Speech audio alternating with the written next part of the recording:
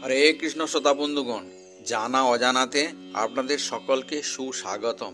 বন্ধুগণ, আজকের এই এপিসোডে হনুমানজির লং ও হনুমান চল্লিশার কম্বিনেশনের একটি প্রয়োগের বিষয়ে আলোচনা করব, যেটা কিন্তু খুবই চমৎকার।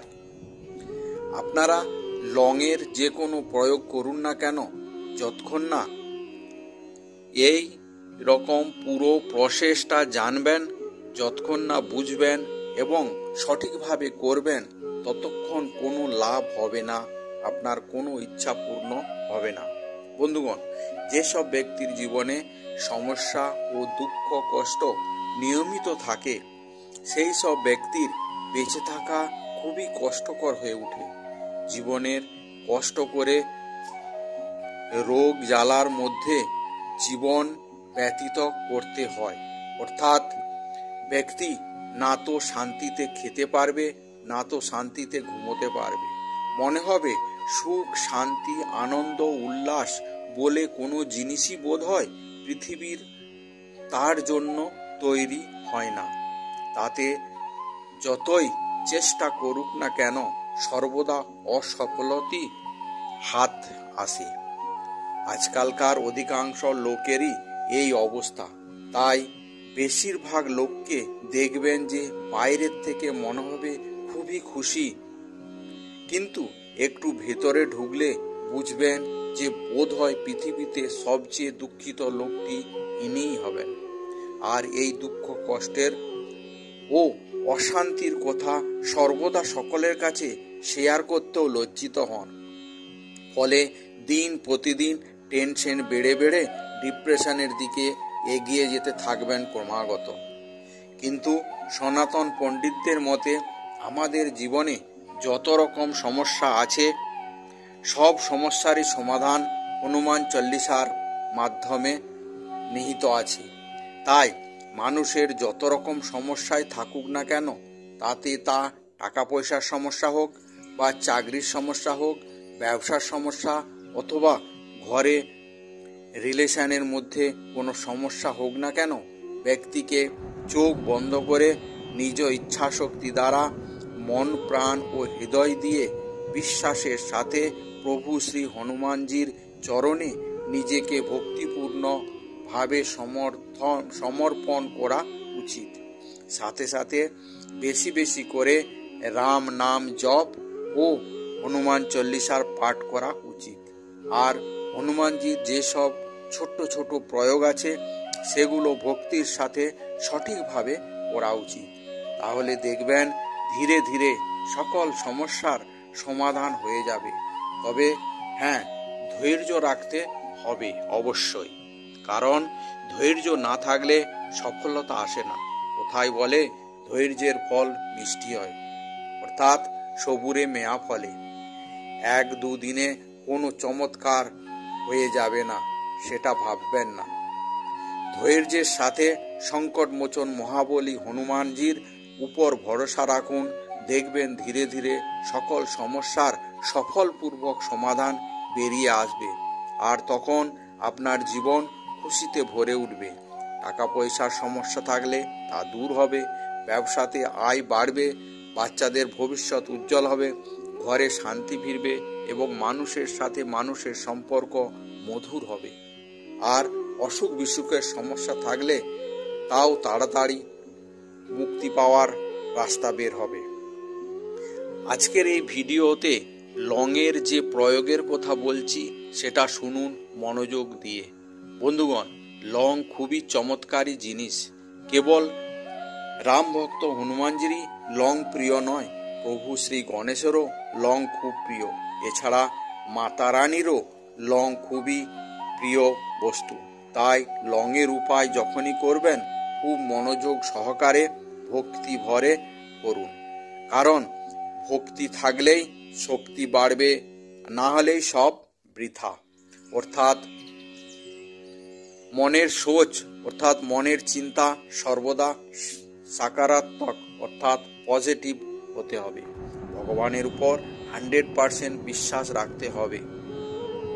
এটা করলেই আপনার মনোকামনা পূর্ণ হবে 100%। এই রকম চিন্তা ভাবনা রাখতে হবে মনের মধ্যে, এবং যে ইচ্ছা পূরণ করার ইচ্ছা নিয়ে লংয়ের প্রয়োগ করছেন, মনের মধ্যেও সেই ইচ্ছা সকারাত্মক ভাবে রাখতে হবে। উদাহরণস্বরূপ ধরুন আপনার সংসারে অশান্তি লেগেই থাকে, তাহলে লং হাতে নিয়ে হনুমানজির দিকে চেয়ে বলবেন, হে প্রভু সংকট মোচন মহাবলী হনুমান, তুমি তো সকলের সংকট মোচন করো, তাই আমার সংকটও মোচন করে দাও প্রভু, সংসারে শান্তি ফিরিয়ে দাও। আমার মতো তুচ্ছ সেবকের, অভাগা ভক্তের বিনীত নিবেদন স্বীকার করুন। থ্যাংক ইউ প্রভু, আর তুমি আমার নিবেদন শুনলেন। এরকম 3 বার বলবেন, না হলে বেশিবারও বলতে পারেন। আপনার বিশ্বাস এমন হতে হবে, ধরুন আপনি পেটের যন্ত্রণার জন্য ডাক্তারের কাছে গেছেন, আপনার বিশ্বাস আছে ডাক্তারবাবু একটা ট্যাবলেট দিবেন আর 30 মিনিটের মধ্যেই আপনার পেটের যন্ত্রণা ঠিক হয়ে যাবে। আপনি কি কোনোদিন ভাবেন যে ডাক্তারবাবু যে ট্যাবলেট দেবেন তাতে আপনার পেটের যন্ত্রণা ঠিক হবে না? অর্থাৎ ডাউট হয় না, এরকম কোনোদিনই হয় না। ঠিক সেই রকম হনুমানজির উপর ভরসা রাখুন যে এই প্রয়োগটা ভক্তিভাবে করলেই আপনার প্রবলেম সলভ হবে। আবার শুনুন প্রয়োগের বিষয়ে, হনুমান চল্লিশা পাঠ করার আগে সর্ষের তেলের প্রদীপ জ্বালান এবং 2টি লং নিন, তারপর সেই লং 2টি ডান হাতে নিয়ে ইচ্ছার বিষয়ে হনুমানজির কাছে প্রার্থনা করুন, সকারাত্মক চিন্তা ভাবনার সাথে, পজিটিভ থট এর সাথে। তাতে সিচুয়েশন যত খারাপই হোক না কেন, ভগবানের উপর ভরসা রাখতেই হবে। লংটা সর্বদা দেখবেন যেন ফুল সহিত লং হয়। তারপর ওই লং 2টি প্রদীপের তেলের উপর দিয়ে দিন, তারপর হনুমান চল্লিশা পাঠ করতে শুরু করুন। দেখবেন হনুমান চল্লিশা পাঠ করবেন, অর্থাৎ দেখে দেখে পড়বেন, মুখস্থ ঝাড়বেন না। হনুমান চল্লিশা শুরু করার আগে 3 বার জয় শ্রীরাম জয় হনুমান, জয় শ্রীরাম জয় হনুমান, জয় শ্রীরাম জয় হনুমান বলবেন। যদি প্রতিদিন হনুমান চল্লিশা পাঠ করেন তাহলে 1 বার হনুমান চল্লিশা পাঠ করবেন, আর যদি কেবল মঙ্গলবার ও শনিবার পাঠ করেন তাহলে 3 বার করে হনুমান চল্লিশা পাঠ করবেন।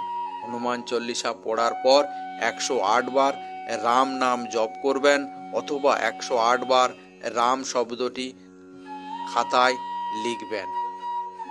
এতদূর করার পর শেষে যে কাজটা করতে হবে সেটা হলো ওই প্রদীপ নিয়ে হনুমানজির আরতি করবেন। সাথে সাথে হনুমানজির আরতির যে শ্লোকটি হনুমান চল্লিশা বইয়ের শেষে আছে সেটা একবার গানের মতো গেয়ে গেয়ে আরতি করবেন 100% নিষ্ঠার সাথে।